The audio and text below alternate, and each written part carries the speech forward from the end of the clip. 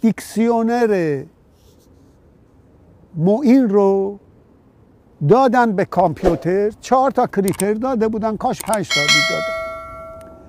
یک، لغت هایی که عربی هن در دیکسیونر معین، دیکسیونر دستی فارسی محمد معین، دکتر محمد معین، 6 جلد، 4 جلدش، 2 جلدش اعلامه. 2، لغت هایی که ترکی هن. 3، لغت های مرکب رو عربی فارسی حساب کردن، بایستی لغت های بسیط فارسی رو حساب میکردن و لغت های مرکبشو، اون که میگم ارفاق کردن به فارسی. و لغت هایی که نه فارسی هن، نه ترکی هن، نه عربی هن، یعنی لاتین هن. آمار فرهنگ معین اینجوره: 70% فرهنگ معین عربیه،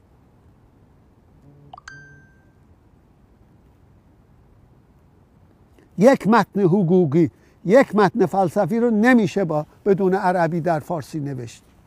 میشه از بینندگان عذر میخوام، مثل جمله کسروی که نمیخواد اجاره عربی رو به کار ببره، میگه با بهایی ها چند نشست داشتیم و نشیمنگاه من مال یکی از آنان بود. یعنی جایی که من می نشستم. در فارسی نشیمنگاه به یه جای دیگه میگن. اینجور خنده‌دار در میاد. پس 70% فرهنگ معین کلا عربیه، 6 تاش 100% عربی هن. سای 3 نقطه است: سات، ذات، تا، زا، عین الی آخر. و 5% ترکیه. من حاشیه نوشتم براش، اونا رو هم میخواستم به نام مؤلف بشه، مؤلف گفت نه، به نام خودت باشه. نوشتم لغات عربی رو بیرون ببرید، متون علمی و فلسفی و حقوقیش از بین میره.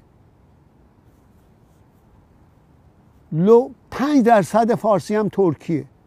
ترکی این نقش رو در زبان فارسی نداره، اما این 5% ترکی رو از فرهنگ معین بیرون بکشیم، فارسی عادی روزانه دچار اشکال غیر قابل تکلم میشه. اون جایی که میشینید اسمش اتاقه، از اتوماخ میاد، جایی که نشستن ترکیه. اون چیزی که میخورید اسمش قاشقه، اون جایی هم که میخورید اسمش بشقابه، قاب خالی، بشقاب.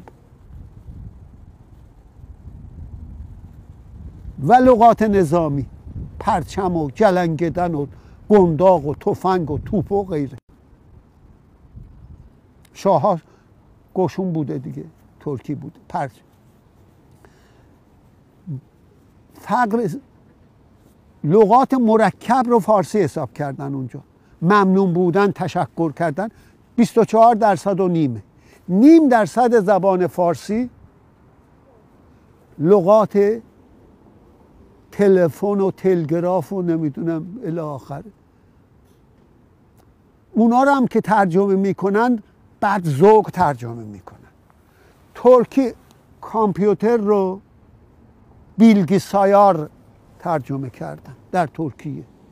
بیلگی بülmak یعنی دانش، سایار یعنی شمارنده، بیلگیسایار یعنی شمارنده دانش شمار میشه. همین فارسی سر دانش شمار ترجمه میکردید بهتر بود. رایانه یعنی چی آخه؟ کی میفهمه؟ میگن در پهلوی چکه بوده. به کامپیوتر چه ربط داره؟ باز مثل یک پا رو نشون میدم میگم پای کوروشه در تخت جمشید. بس کنید. عصر هوش مصنوعی و انفرماتیک رسیدیم. دنیا شهر کوران نیست.